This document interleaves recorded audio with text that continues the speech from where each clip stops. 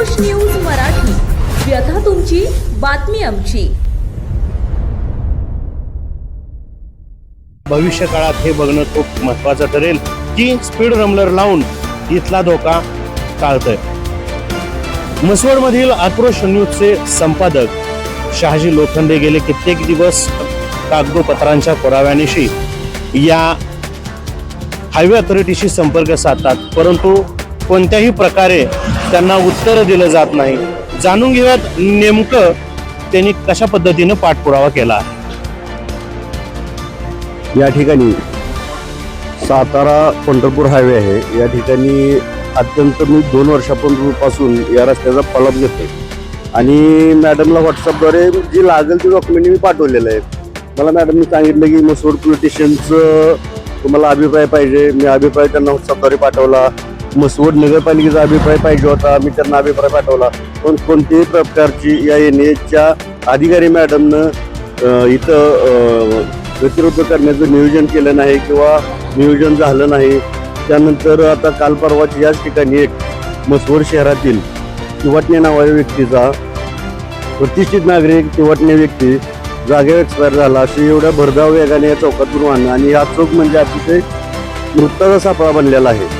तरी तातडीने या चौकात स्पीड ब्रेकर करणं गरजेचं आहे. अन्यथा वेळ प्रसंग पडल्यास म्हसवड प्रेस क्लबच्या वतीने या चौकासाठी व या स्पीड ब्रेकरसाठी तीव्र आंदोलन करण्याचा इशारा या माध्यमातून आम्ही देत आहे. याच परिसरात राहणारे म्हसवड नगरपालिकेचे माजी नगरसेवक शहाजी लोखंडे यांच्याशी आम्ही संपर्क साधला आणि या रस्त्यावरून ते रोज ये जा करतात.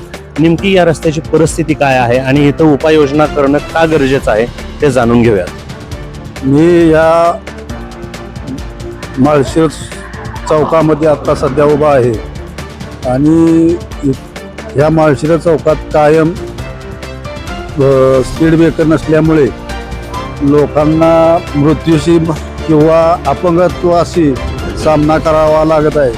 त्याच्यामुळे मी बऱ्याच वेळेला नगरपालिका प्रशासन, PWD प्रशासन किंवा संबंधित पोलीस स्टेशन संबंधित यांना वारंवार विनंत्या करूनही त्याच्याकडे कायम दुर्लक्षित करत आहे. काही माळशिरस चौकातून माळशिरस मार्गे येणारी वाहनं पुढचा स्पीड रोड रस्ता न दिसल्यामुळं डायरेक्ट वाहनं दुकानात शिरत आहेत आणि पंढरपूरवरून येणारी वाहनं त्या माळशिरसवरून येणाऱ्या वाहनाला असं किती अपघात इथे झालेले आहेत आणि त्याच्यामुळं इथे हा चौक हा मृत्यूचा सापळा झालेला आहे.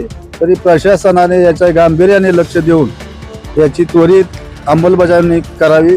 अन्यथा मी एक राजकीय सामाजिक कार्यकर्ता असल्यामुळे मला त्याची तीव्रता फार जाणवत आहे. माझा इथं दलित समाज या रस्त्याने ये जा करत असल्यामुळे मला त्या दलित समाजाची भावना लक्षात घेऊन नाइलाज असतो त्या रोडवर रस्ता रोको करण्याची वेळ आणू नये. प्रशासनाने याची दखल घ्यावी ही विनंती.